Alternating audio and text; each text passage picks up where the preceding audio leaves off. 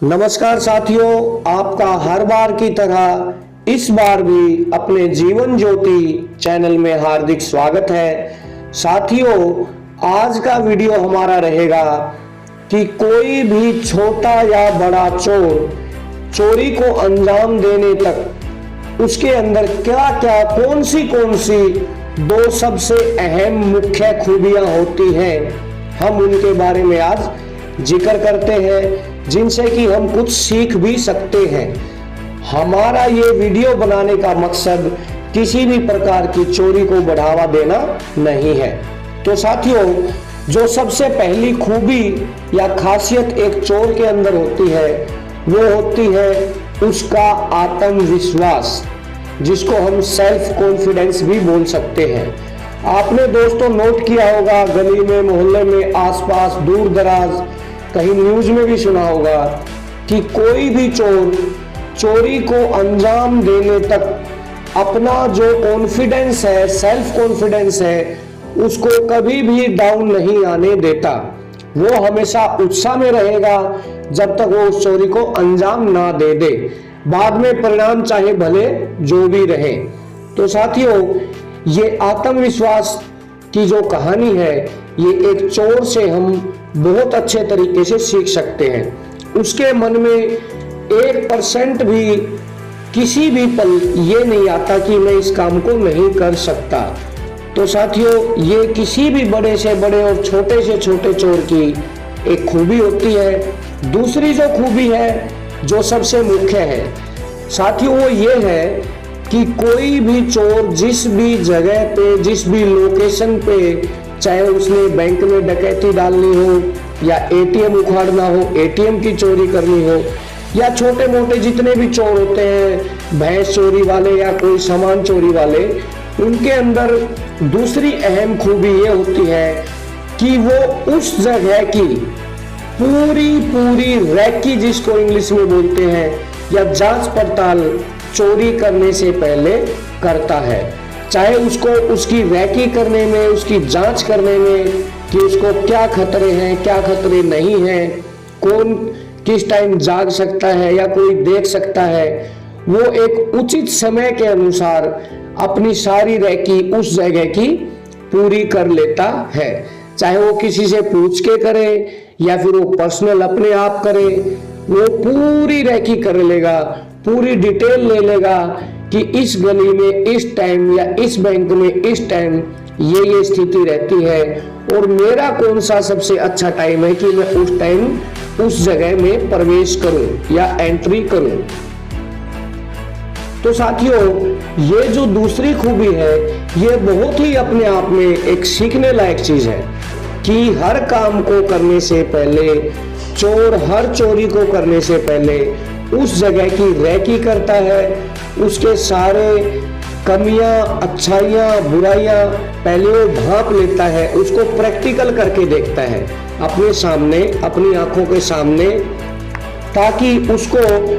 पहले ही पता चल जाता है कि इस टाइम पे अंदर घुसना है, इस टाइम पे चोरी को, इस वारदात को अंजाम देना है और कैसे फिर बाहर निकलना है।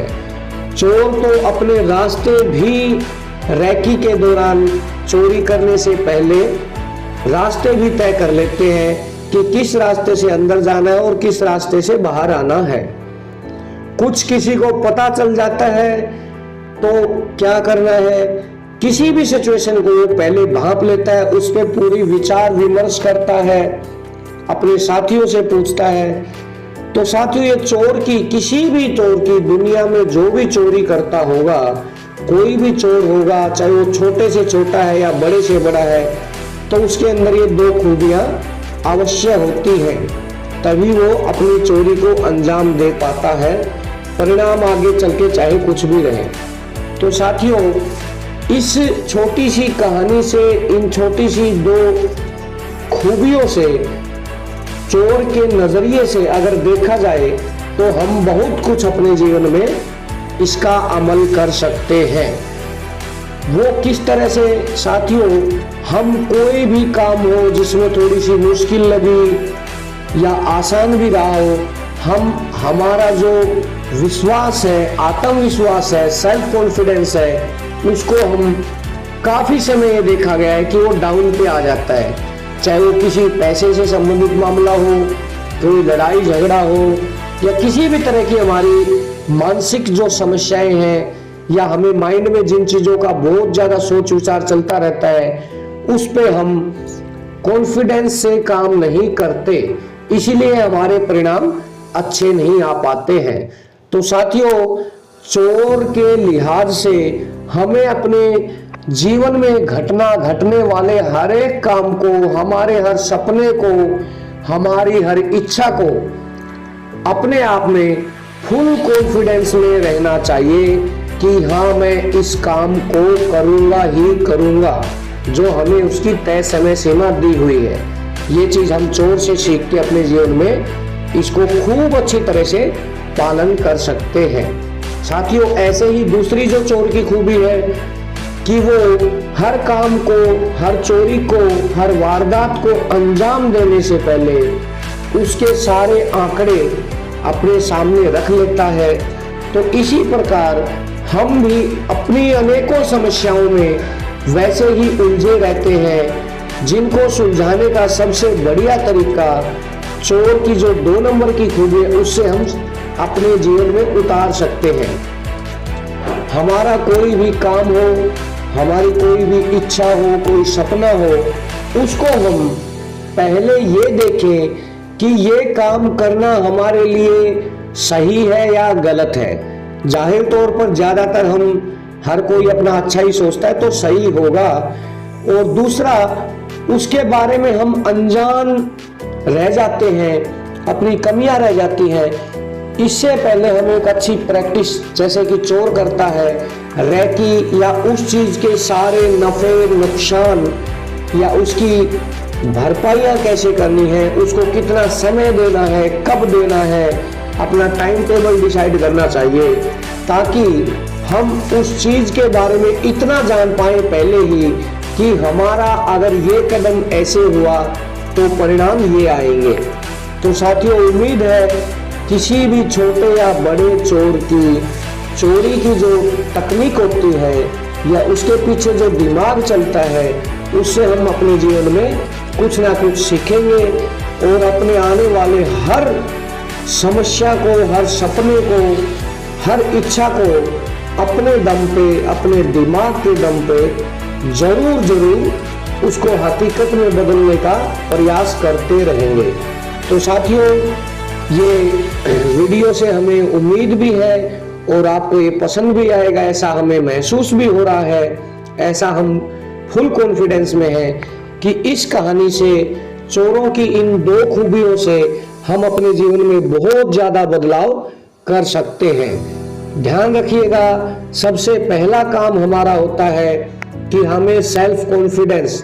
आत्मविश्वास होना चाहिए। ये आत्मविश्वास इतना जबरदस्त होना चाहिए कि जब तक हम उस काम को, उस सपने को पूरा ना कर पाए, जब तक वो हमारी आंखों के सामने हकीकत ना बन जाए, तब तक हमें शुरू से लेकर आखिर तक अपना जो कॉन्फिडेंस है, सेल्फ कॉन्फिडेंस है, आत्मविश्वास है, वो कभी भी एक पल के लिए भी डाउन नहीं रखना चाहिए। और दूसरा, हर काम को करने से पहले उसके बारे में सारे नफे नुकसान, क्या ये समय उसके लिए उचित है, नहीं है, वो सारे आंकड़े एक चोर की रैकी के तरह, एक चोर की जांच पड़ताल की तरह अपने आप में बना के रखें और फिर बिल्कुल निसंकोच भाव से उस काम में डूब जाएं। और ये काफी देखा गया है, बड़ी बड़ी किताबों से सीख के या अच्छे वीडियो से सीख के और अनेकों कहानियां सुन के आस पड़ोस गली मोहल्ले में, जिसने अपने काम को ये 2 तरीके में ढाल लिया, उसको 99.9 ही नहीं बल्कि 100% श्योरली सफलता मिलेगी।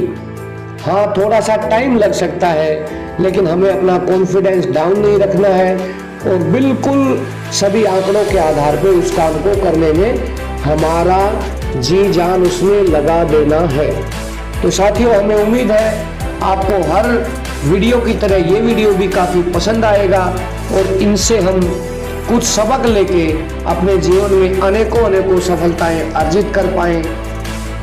अब मैं अपनी वाणी को विराम देने जा रहा हूँ। आपका हर बार की तरह इस बार भी इस वीडियो पे आने के लिए, देखने के लिए, सोचने के लिए, समझने के लिए, अमल करने के लिए बहुत बहुत शुक्रिया, धन्यवाद, थैंक यू।